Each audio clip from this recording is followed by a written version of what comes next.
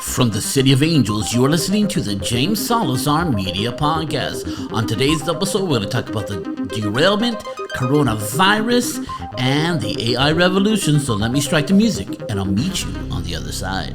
Engage. Ask not what your country can do for you. Ask what you can do. It's one small step for man, one giant leap for mankind. Say hello to my little friend. No, I am the Father. I'd like to take this chance to apologize to absolutely nobody. And welcome to the James Salazar Media Podcast, where you get your dose of pop culture, politics, and futurism. How's everyone doing? Everything's great on this part of the world, except that it's raining, and Californians hate rain. They hate cold. I like it. I like rain. All my best clothes are for cold weather. I dress pretty silly in summer. Just throw things together. But I like dressing nice for winter. It is what it is. I like the rain. Makes me feel alive. Nothing like napalm in the morning. Autonomous cars are here. Do you know that in San Francisco right now there is Waymo and Axios are companies right now in San Francisco that are implementing right now with success autonomous cars. People are requesting rides from these companies knowing that there's not going to be a human driver, but it's going to be driven by an artificial intelligence in limited form that can read roads well and probably can read the roads better than majority of humans. And this is a wake-up call for rideshare drivers, because they're going to expand out to Houston, Florida, other parts of the nation and test those markets. They're probably going to come to California last, because it is the hardest place to drive, and because there's a lot of assholes who drive in LA. They're just not very good drivers at all. But the problem with that is they think they're great drivers. And when you have terrible drivers think they're great drivers, bad things happen. Now, autonomous vehicles have had their problems, especially with Tesla. They actually killed somebody because the guy wanted to end his own life and jump in front of it, but it didn't brake fast enough, and that's an issue. And that put it back a little bit. COVID came, and that pushed it back a little bit. Now these companies, with their hard-earned money and invested money, are coming for Uber.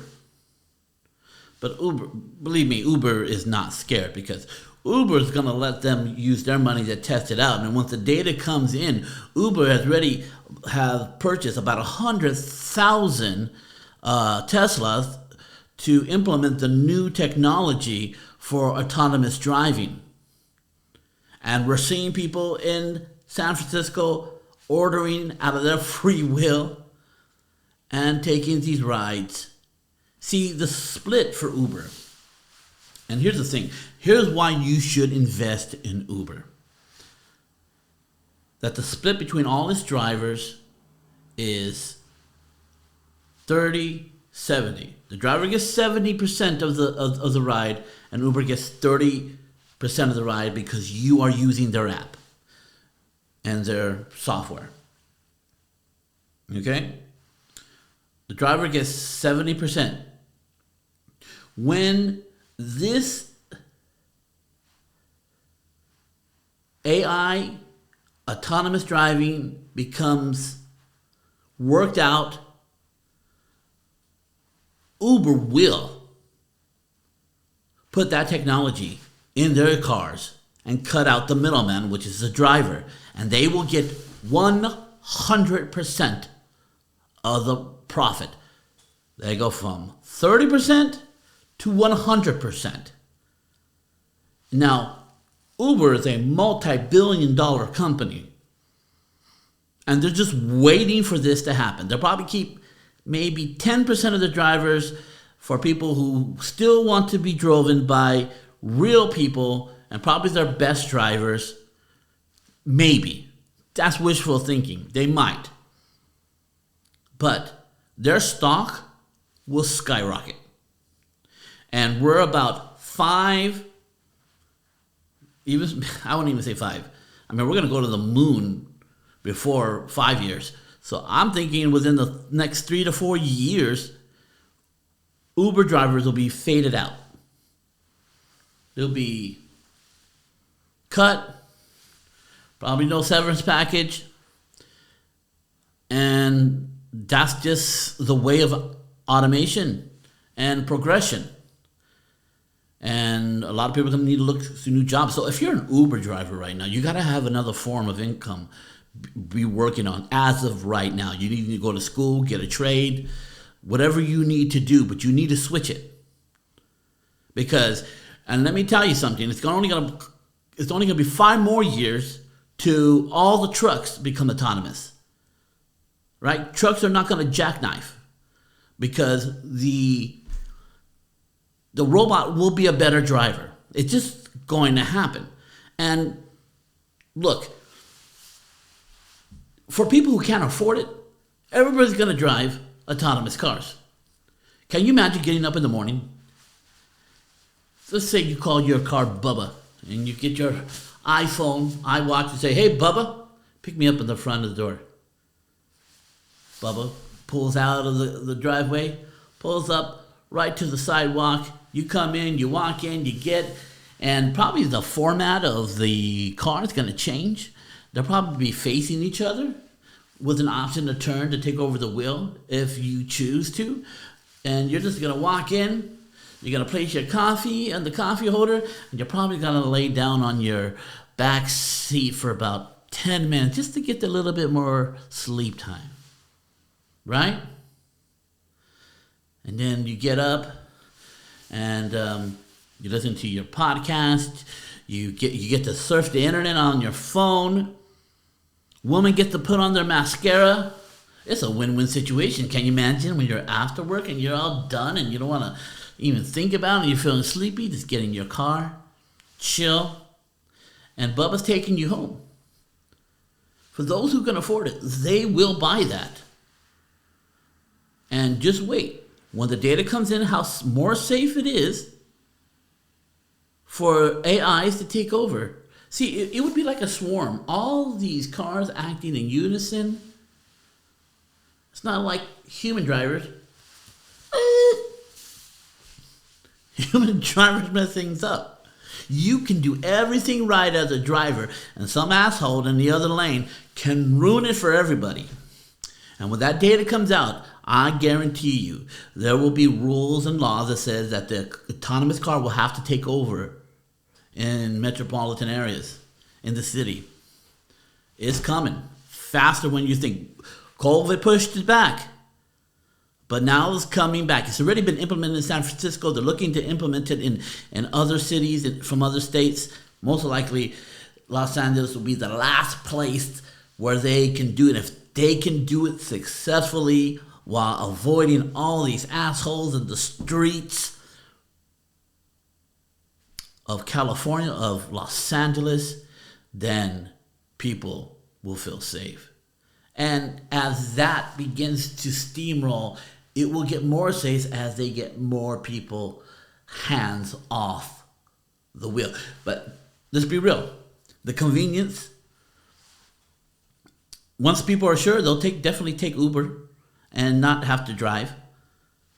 And most likely there'll be parking lots for your own autonomous vehicle, but you probably have to still pay for parking and look for places to park. Maybe they may not deal with that. Maybe Uber might have a deal with parking lots, whatever it may be. Tides are going to turn in that regard. Speaking of COVID, so at the beginning of the pandemic, everybody had an assumption that this came from China. It was actually pinpointed and said the origin of this virus was in Wuhan, China. Now, there is a lab called the Coronavirus Wuhan Lab where they hold coronaviruses and experiment on them and try to learn more from them. In the same city where the outbreak of coronavirus happened, well, everybody just made the assumption that it probably came from the lab. That would be a logical assumption. But they were saying, but if you said that, you were called a racist and you were dealing with misinformation. And you would be shut down in all social media platforms as disseminating false information. And as we are coming out of COVID and now we're pretty much on our way past it with very little dangers of it, still a present danger as much as the cold, and still fat and elderly people are still, it's very dangerous for them. We're finding that everything that they told us was misinformation was actually true. We've learned today that the people who are studying this, the FBI and the people who were in charge of tracking that are now saying it's most likely a lab leak from China, which everybody suspected. And they shut down. Here's the thing. They said masks would stop the spread of coronavirus and you couldn't get it. They also said that the vaccine would cure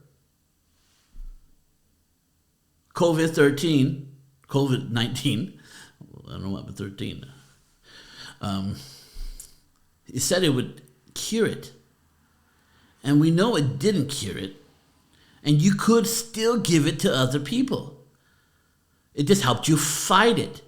The government has systematically lied about this virus. And I don't know if anybody's ever going to get trusted for it.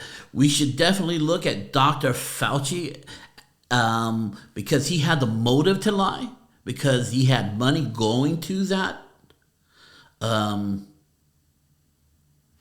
lab for for other things, but we all know how money works, right? It goes to whatever the people, once that money's in your bank account, you're going to use that money and how you see fit, and just have some cheap ass paperwork telling you that that's what you used it for. And he acted like he wasn't forthcoming with that, and acted like everybody else is crazy for saying that. So Dr. Fauci could potentially be in a lot of trouble, especially if they lose the Senate, the Democrats, and a new president comes in, which is very possible because things are not getting better in this country. He might be in a world of hurt for holding water for the government entities and willfully lying to us. Now, what does this mean to us, the everyday people? What this means for us is that we should no longer be naive to believe what the government ever says to us anymore, and especially the media that holds its water. The media would call you a bigot, and they would call you foolish and stupid because you believe that the virus was man-made and leaked from a Chinese coronavirus lab, which is most likely according to the people who are now in charge now, most likely, close to 90%, what happened. All oils points to that. And they still, and this is how Democrats work in general. They believe there are truths that are too hurtful to say. When it comes to race, when it comes to economies, when it comes to viruses and health issues, there are truths that are too hurtful to say, so therefore they censor it. And for whatever reason, they didn't want you to know the truth about this. If you're saying to me that they didn't know that it came from China and from that lab, that just doesn't hold water. Just doesn't make sense anymore. That they didn't know it. I think they knew it, but their concern, and I'm not saying it's not a real concern, that there would be hate against Chinese people because Chinese government, not the Chinese people, had low standards and let something leak. At the least worst. At the most worst, they strategically knew that if they let it out in their own population, it will get back to our population and weaken us. That's an extreme view. But if you watch how China does stuff, it's not beyond them. I'm not saying it is, but it's not beyond them to do such a thing. To sacrifice their own people, to weaken their enemies. That's what people do in war. In war, you sacrifice your soldiers to win a certain outcome. And the people do it because of patriotism to further the strength of their country. So a communist country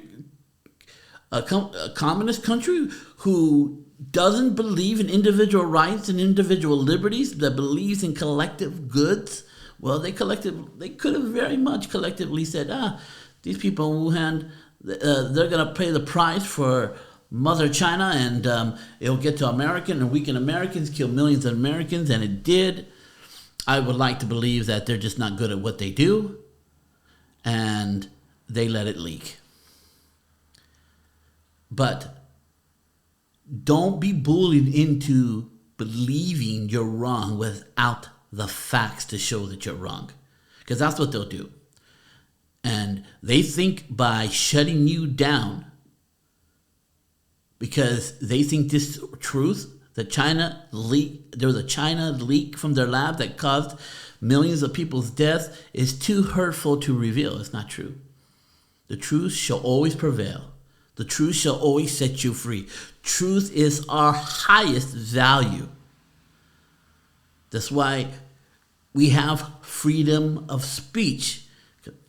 And it must accompany sometimes lies, so we can feel free to give out the truth. I know that sounds backwards to you, but if you only say free speech is only for truth, then who is the arbiter and judge of truth? Well, they did, and they were wrong. They said that was not true.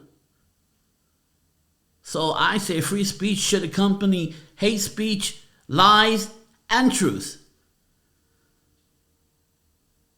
To defeat lies and hate speech, you need more speech. You need free speech, not the censoring, because everybody was all good for the censoring because they believed it was true. And one was deemed a lie, so they censored it. They didn't say, let me show you why this is wrong. They just censored it. And now we know they were censoring truth. They weren't censoring lies. So therefore, let everything go and let the American population judge for themselves.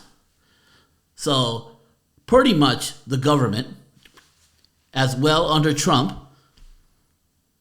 have been wrong pretty much all the way on COVID. keeping people locked up, putting people on breathalyzers, whatever. The people in charge got it wrong. People in government caused more death, caused more depression, caused more economical collapse.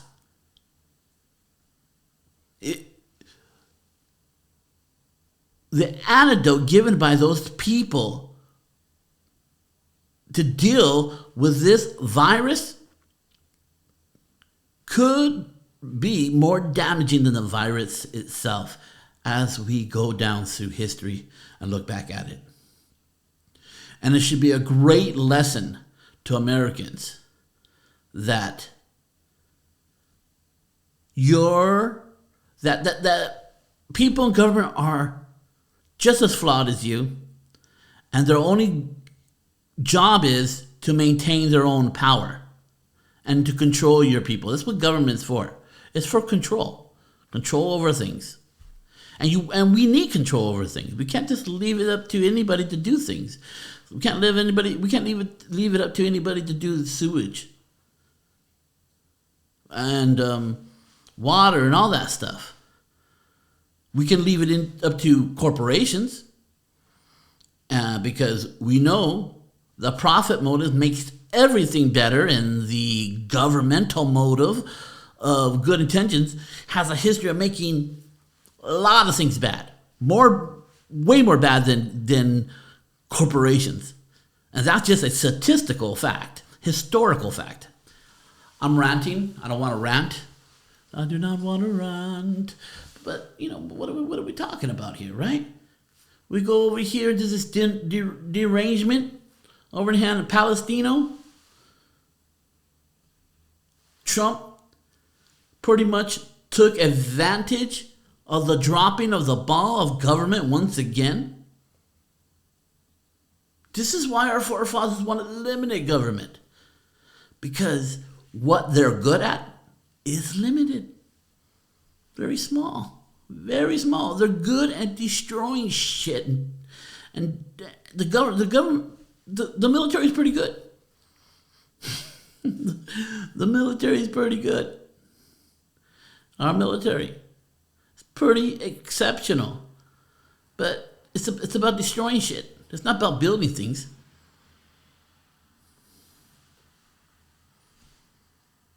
They waited 3 weeks to do anything about this derailment.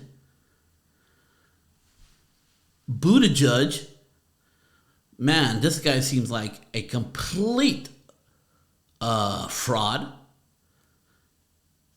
I mean, he was in charge.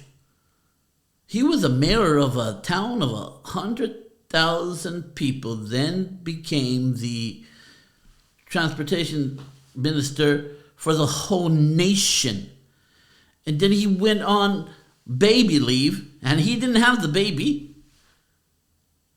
And he stood longer. Can you go a month on your paternity leave for a man if you wanted to? I got a nephew who just had a kid. He gets 8 weeks negotiated by the union. You think he can stay an extra week off? Hell no. But Buttigieg, because he's an elitist and he works for government and government's inefficient and greedy, he stood like a month longer.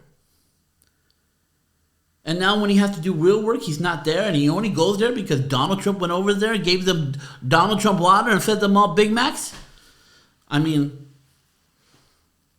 and just show you care. You couldn't do that much.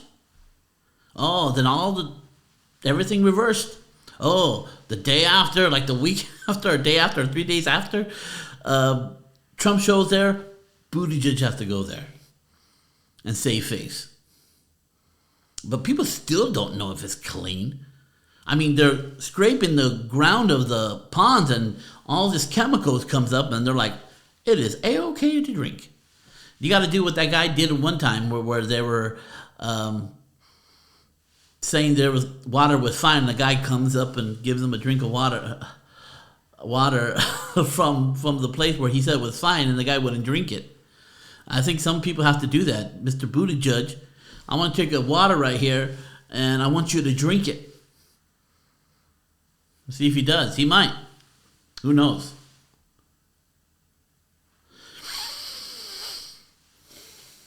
I digress.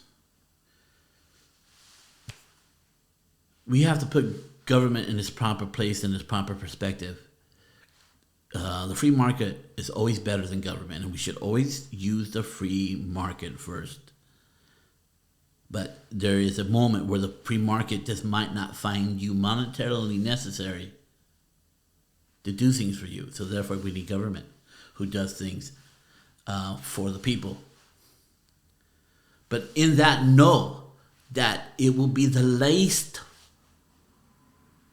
profitable, least effective, least quality what government gives. And that's just been that since time immemorial. You know, Canada, they made their private healthcare illegal. You can't have private healthcare in Canada. I don't know if it's anymore.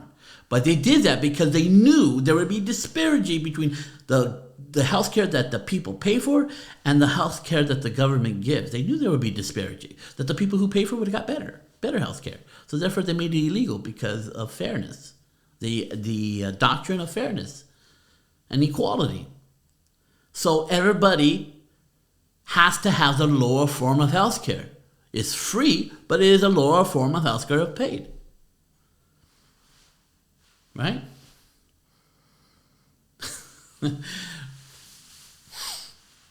You know, we just have to put government in its proper place. And when a government or a politician, I don't care who you are, you do not believe the words that come out of their mouth, because they're not, their agenda is not always for what is best for you, but most often it's what is best for them. And I know that's a bad thing and sad thing to say, and a very broad judgment to make. But our forefathers knew this. And that's why they had so many stopgaps. That's why it's hard to create laws in this country. And when there's a law, it often equals men with guns coming to your door and taking you away if you're not obeying it. So they wanted to limit the power of government to as much as possible, much as humanly possible. They knew they couldn't do it all the way, because they know the tendency of humans. Once you get power, that power has a tendency to corrupt and to it maintain itself. This is why when politicians say, hey, we need to limit terms for congressmen and senators, and I'm like, there's no congressman or senator or House of Representative they're going to vote for that. They're not going to vote to lessen their influence and power. It's never going to pass. It's going to have to be a law passed by the American citizens. It's going to have to be voted for. And every politician will fight against it because they want to run this thing all the way to their death. Like Ruth Bader Ginsburg and Anthony Scalia and who's the guy who just recently died? A lot of people have died and stepped down. They squeeze blood out of a turnip. Okay. Enough. Put government in its proper place. You should no longer respect government. You should always look with skeptical hippo eyes. And especially the people who run it. They're not smarter than you. They're not.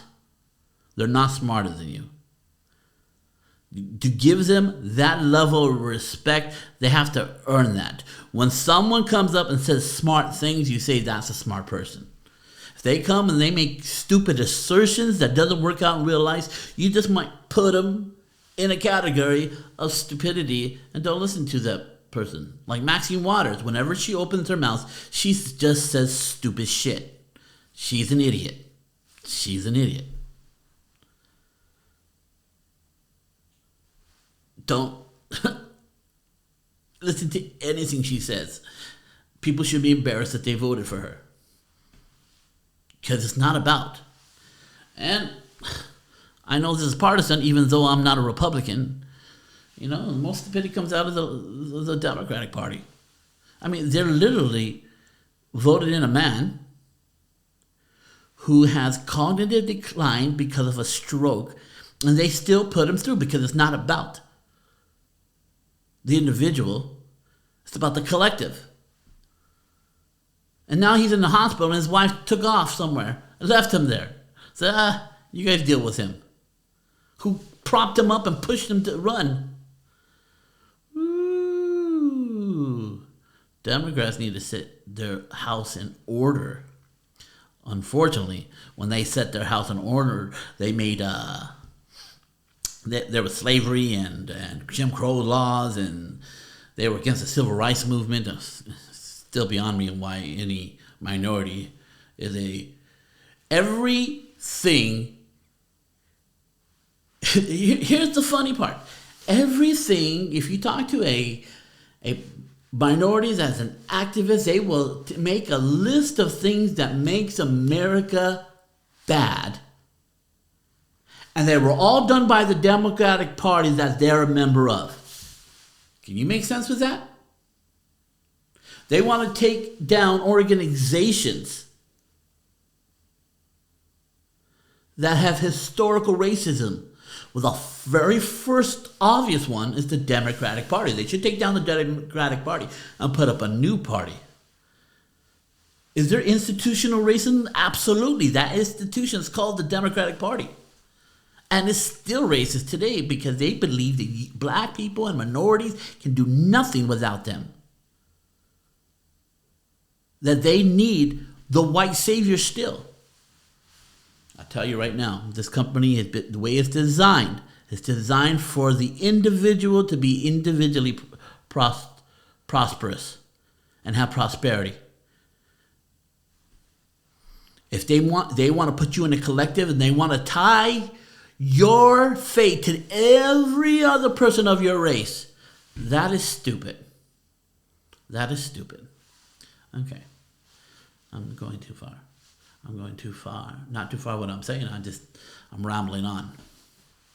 But the AI revolution is here. It is everywhere. ChatGPT, everything is AI. We're now creating laws to put it back. It's already getting over with. And it's not that AI. Here's the funny thing. That humans are using artificial intelligence more nefarious than artificial intelligence probably ever could in fiction. People are stealing money. People are creating these programs. There's so many things that are being sent out and created by artificial intelligence that you can't determine who's real or not. And we're going to have to create laws immediately to deal with that. They say, no, you can't call people with robots. You can't have a robot read all these people's books and then have the AI write a book and act like this is a book that person made and still content by sort of copying the mind of the author. A lot of crazy shit is going down, people. A lot of crazy shit going down. I can get 5 articles written by other people and have it written in my name, but use all their brilliant diagnoses and points, and I look great. And I may not know nothing about that subject. I said it. AI was quiet in 22 because it was gonna come out everywhere because companies were implementing it and not really telling the American people. And now it is everywhere. And if you think you are gonna make money with artificial intelligence in this new wave for business and marketing, well, it's gonna be saturated, especially if you don't have to do it yourself.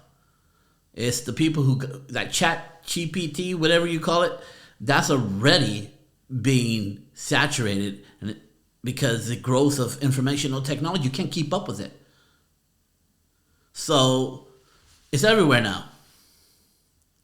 We are in the AI revolution, and we need to make laws to keep them out. People are investing with artificial intelligence and coming out with incredible percentages of wins in their stock choices, and that the stock market can't create that many winners. There has to be losers in the stock market for other people to gain. And it's an even flow, who's smart, who's not. But if you have artificial intelligence and all these people are all like, there's going to be a crash.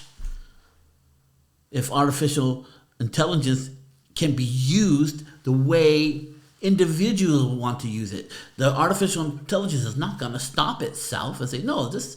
1 million people buying the same stock, it's going to be a problem. Or buying one sector. Those sectors will either explode and come back down and crash. I'm not pretty much an expert, but you just can't have that many winners. So you better get on that artificial intelligence stock choices for you, and then get ready to pull out immediately when it all comes crumbling down. That's the one advice I might give. So I'm watching Picard, third season. It's supposed to bring back the whole crew. So far, the first 2 episodes, some people hate it. It's simple, but not. It still has the feel of Star Trek, but it's more aggressive. But the dialogue needs to get better. The dialogue needs to be better. They have some great actors in there that can deliver dialogue pretty awesome. And I haven't seen that yet, hopefully, in the 3rd episode. But so far, it's hovering around. It's 3.5 potatoes. It's second one was okay. The first one was good. It wrote that one was pretty good. It could have ended with the first one, like a one-off show. But they're bringing everybody back from the next generation. So I'm waiting for all those reunions to happen. And I'll probably be nostalgic about it. And I probably won't be able to judge it with a fair, keen eye. And I'm watching this new show called Ark on Sci-Fi Network, created by the creators of Stargate. And it seems okay. It is one of those movies where these people, spoiler alerts in 1, 2, 3, 4, 5. You had enough time. Basically, these people are going to this. Our planet's jacked up, of course. Humans did it. Same old trope, but doesn't play a big part. And they're trying to get to this other place. This new Earth's found, and they're hibernating. And they are in hibernation. And something goes wrong, and they all get pulled out of hibernation. And a lot of trouble starts a brewing with the starship that they're traveling in, and some people shouldn't be there. Some people hijack. Some people are misrepresenting themselves. So a lot of intrigue. The graphics, not very good, which I was shocked about. They're going hard into paint with the interior of the ship and the environments that they create inside the ship. That looks good. That looks really good. Bright. It's not dark like all these other sci-fi shows that try to have a dark inside. Who wants to live in such a dark place? Has to have a lot of light.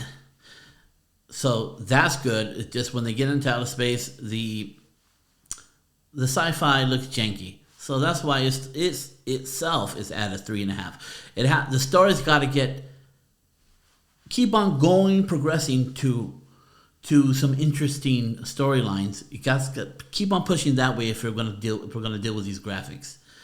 That's what I think. So, my friends, just to let you know,